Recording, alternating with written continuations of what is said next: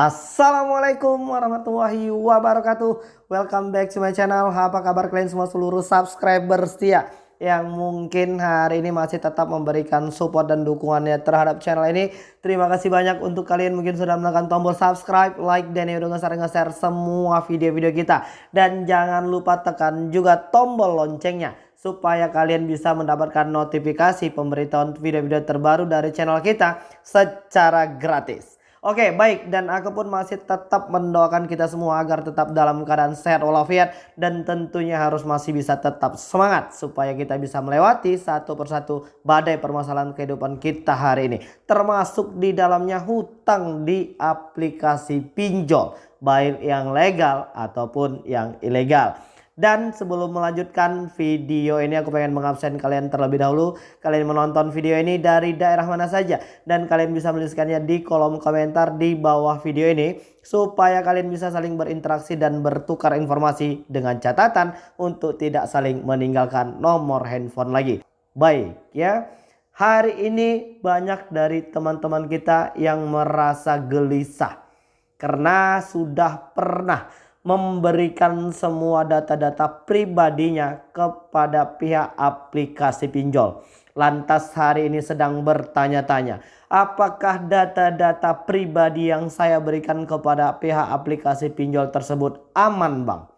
Atau mungkin ada yang sudah berpikiran kalau data-data pribadinya digunakan kembali oleh aplikasi pinjol. Banyak ya hari ini yang sudah mendapatkan teror dan intimidasi dari pihak aplikasi DC yang mengatakan data-data pribadinya akan dibuat minjol lagi di aplikasi yang lain. Nah, siapa yang udah ngalamin masalah seperti ini? Jadi hari ini banyak juga yang kepo, yang bertanya tentang, Bang, bagaimana caranya agar pihak aplikasi pinjol ini tidak melakukan penyebaran data. Ada hari ini teman-teman yang mungkin sudah mendapatkan ancaman yang katanya akan dilakukan penyebaran data. Kalau ada, maka fix kalian yang punya hutang di aplikasi pinjol tersebut dinyatakan langsung lunas apabila memang pihak aplikasi tersebut beneran melakukan penyebaran data pribadi kalian. Maka apabila hal itu terjadi, maka hutang di aplikasi tersebut tidak usah dibayar lagi. Ya, itu langsung instruksi dari Pak Menko Polhukam RI. Dan yang pasti apabila aplikasi pinjol tersebut melakukan hal itu, sudah pasti mereka itu adalah aplikasi pinjol ilegal, ya guys. Nah, hari ini kita pengen ngebahas tentang bagaimana caranya agar mereka itu tidak melakukan penyebaran data. Bisa tidak, Bang, kita buat cara atau strateginya agar mereka itu tidak melakukan penyebaran data? Jawabannya tidak. Ya, walaupun kalian udah bayar hutang di aplikasi pinjol tersebut, masih tetap saja ada oknum-oknum tertentu yang akan mengambil dan mencuri data-data pribadi kalian untuk membuat kalian diperas. Banyak ya hari ini yang mungkin bahkan tidak meminjol sekalipun tiba-tiba diperas habis-habisan oleh oknum-oknum yang tidak bertanggung jawab ya. Dan kita berharap kepada pihak kepolisian untuk semua aplikasi-aplikasi pinjol ilegal beserta oknum-oknumnya agar segera ditangkap saja, karena sudah banyak masyarakat yang merasa gelisah dengan kehadiran aplikasi-aplikasi pinjol ilegal ini.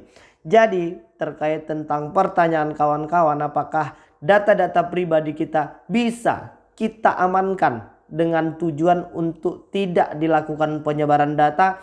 Jawabannya tidak bisa. Ya, ketika kalian sudah mengirimkan data-data pribadi kalian kepada pihak-pihak aplikasi-aplikasi pinjol, ya kan, maka secara otomatis pula data tersebut akan mereka simpan di servernya. Jadi kalau seandainya memang mereka itu niatnya jahat, maka mereka akan memeras kalian dengan ancaman akan melakukan penyebaran data. Untuk yang mengalami masalah seperti ini, gak usah dilayani, cuekin aja. Apabila memang mereka melakukan hal itu, segera laporkan. Jadi jangan mau diperas. Hari ini untuk teman-teman yang gak minjol tapi data-data pribadinya udah tersebar luas, jadi gak usah panik, santai aja dan gak usah dilayanin serta gak usah dibawa pusing. Nyantai aja ya guys.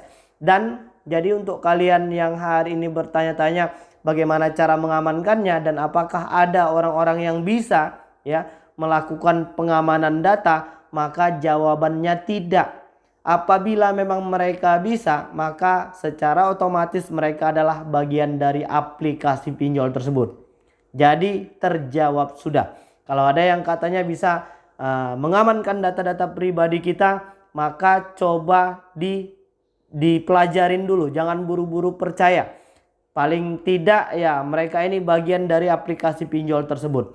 Dan apabila ada kawan-kawan yang mungkin hari ini diancam ya bahwasannya katanya data-data pribadinya akan digunakan kembali di aplikasi-aplikasi pinjol yang lain, maka jangan takut.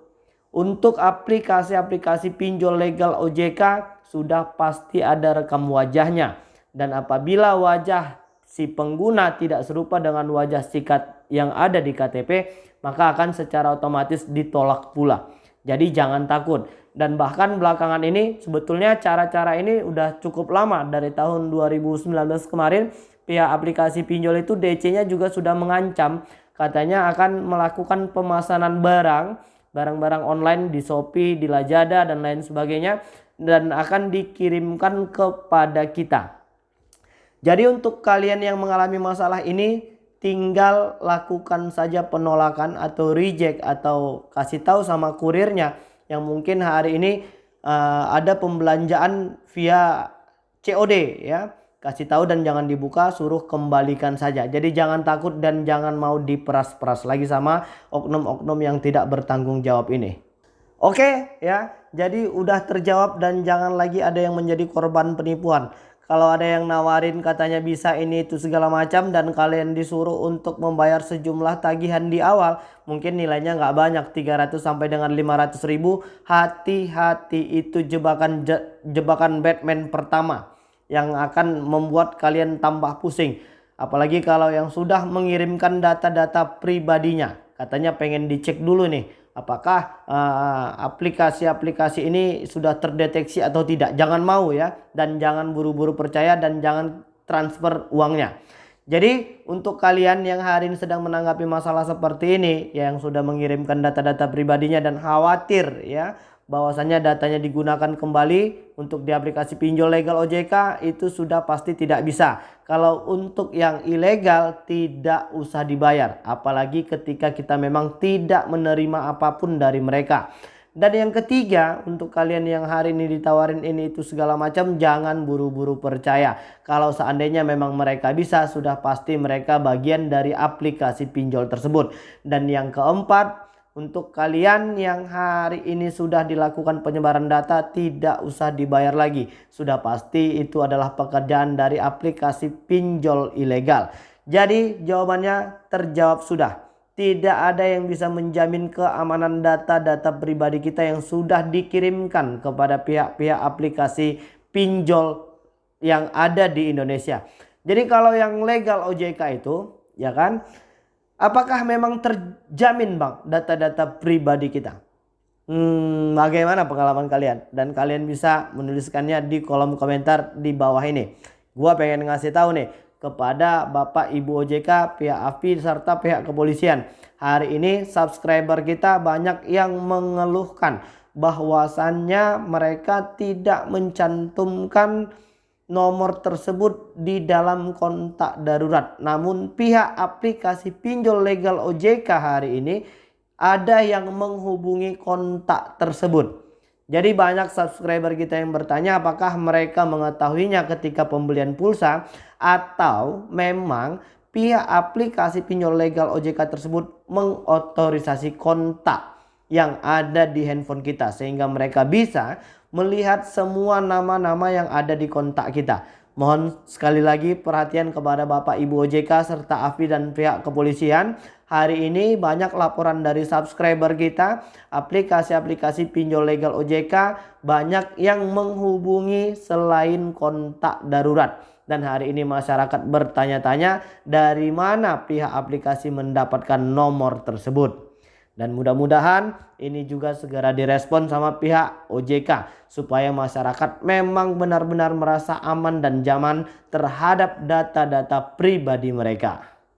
Oke ya, Jadi mungkin itu dulu yang bisa aku sampaikan dan mudah-mudahan ini menjadi bahan pertimbangan untuk Bapak Ibu OJK serta pihak API untuk mengevaluasi kembali aplikasi-aplikasi yang mungkin hari ini sudah merugikan dan melanggar ketentuan hukum yang berlaku, agar segera ya, apabila memang mereka ini terbukti melakukan pelanggaran yang sudah dibuat oleh pemerintah melalui OJK dan API, kalau anggapan gue lebih baik ditutup saja supaya tidak ada korban lagi yang berjatuhan hanya karena masalah hutang di aplikasi ini. Oke, jadi mungkin itu dulu yang bisa aku sampaikan dan mudah-mudahan video ini bermanfaat untuk kita semua. Assalamualaikum warahmatullahi wabarakatuh.